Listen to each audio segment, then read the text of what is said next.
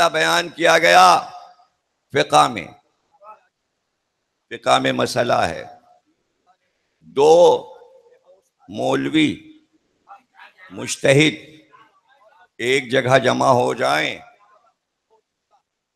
तो नमाज कौन पढ़ाए। तो फिक़ा ने फैसले लिखे, ये देखा जाएगा कि इज्तिहाद में कौन बुलंद है, जो बुलंद हो वो नमाज पढ़ाए। फिर फिक़ा ने एक फैसला दिया, अगर इज्तिहाद में दोनों बराबर हैं तो फैसला नहीं हो सकता।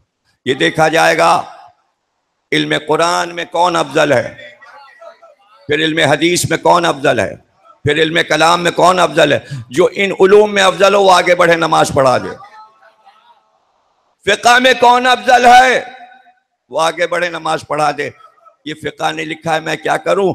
आखिरी जुमला ये लिखा कि अगर हर चीज में दोनों बराबर हो, कुरान में भी बराबर हो, तफसीर में भी बराबर हो, इल्म कलाम में भी बराबर हो, तो फैसला नहीं हो सकता कौन नमाज पढ़ाए। तो आखिरी जुमला फिक़ा ने लिखा कि दोनों में जो खूबसूरत हो वो नमाज पढ़ाए, जो खूबसूरत हो वो नमाज पढ़ाए। तो पता चल गया मेहदी से ज्यादा खूबसूरत कौन हो सकता है। 1,24,000 अंबिया आ जाएं तो हुस्न में मेहदी का मुकाबला नहीं करेंगे, इसलिए कि रसूलुल्लाह ने फरमाया मेरा चेहरा होगा मेहदी का चेहरा। हुस्न पैगंबर के मालिक हैं, उसी रीशे मुबारक, वही आंखें, वही अबरू, वही सुतमा नाक, वही रुखसार पे स्याह तिल जैसे रसूल के था। तो ईसा इस हुस्न का मुकाबला कहां कर सकते हैं।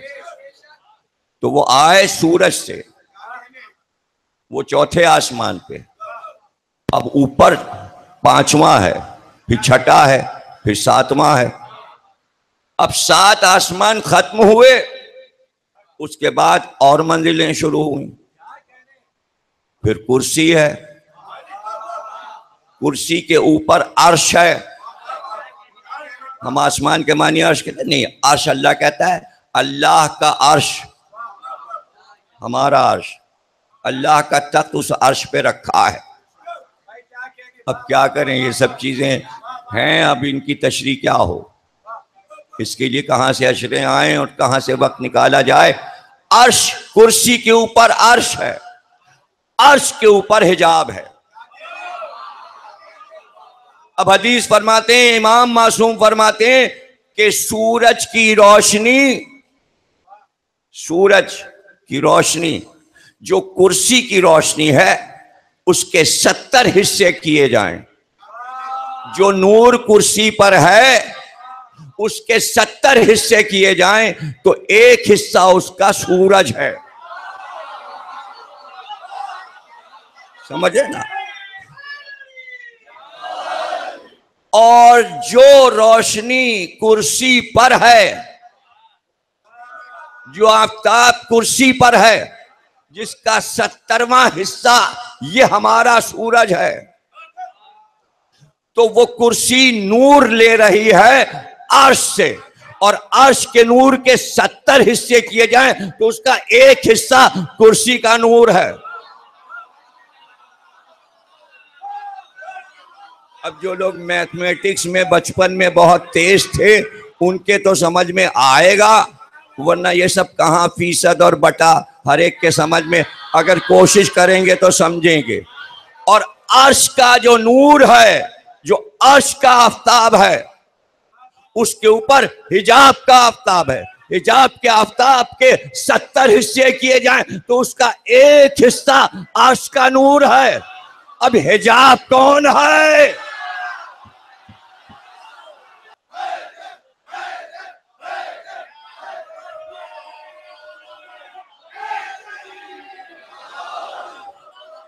आपने फरमाया कि मैं जब मेराज पे चला और आसमानों को तय करके मैंने खत्म किया, सारे आसमान तय करने के बाद मंजिलों की तरफ बढ़ा कुर्सी से गुजरा,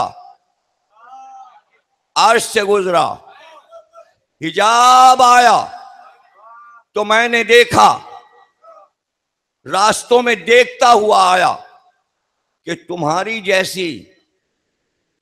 जैसी जमीन है जिस पे तुम रहते हो, ऐसी मैंने रास्ते में 70 जमीनें देखी जो सोने की बनी थी और तुम्हारी जमीन से बड़ी थी। इसी तरह 70 जमीनें मैंने देखी कि जो चांदी के रंग की थी जैसी तुम्हारी जमीन है। ऐसे ही मैंने देखा कि 70 जमीनें मुझे रास्ते में मिली जो मुश्क के रंग की हैं।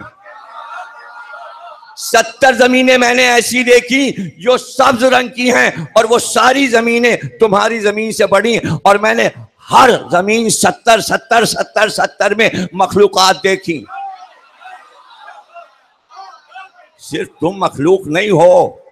और फिर फरमाया कि जिब्रील मेरे साथ साथ थे और मैं अर्श की बुलंदियों की वुसअतों को देख रहा था, तो मैंने करोड़ों फरिश्ते उड़ते हुए देखे जो एक सिम से आ रहे थे और एक सिम जा रहे थे।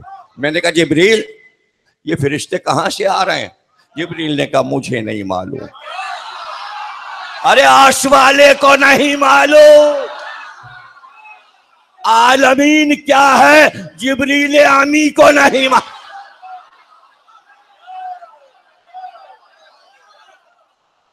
हमें नहीं मालूम कहां से आ रहे हैं। रसूलुल्लाह ने फरमाया ए जिब्रील ये कहां जा रहे हैं? रसूलुल्लाह हमें नहीं मालूम कि कहां जा रहे हैं, ये कब से उड़ रहे हैं। या रसूलुल्लाह हमको नहीं मालूम कब से उड़ रहे हैं। क्या जिब्रील इनसे पूछो तो किसी एक से, ये आ कहां से रहे हैं और जा कहां से रहे हैं। कि हमारी मजाल नहीं कि हम इनसे बात कर सकें। आप महबूबे खुदा हैं, आप हबीबे खुदा हैं, आप पूछिए। एक फरिश्ता करीब से जा रहा था रसूल अल्लाह के, आपने उससे पूछा कहां से आ रहे हो? उसने कहा हमें नहीं मालूम।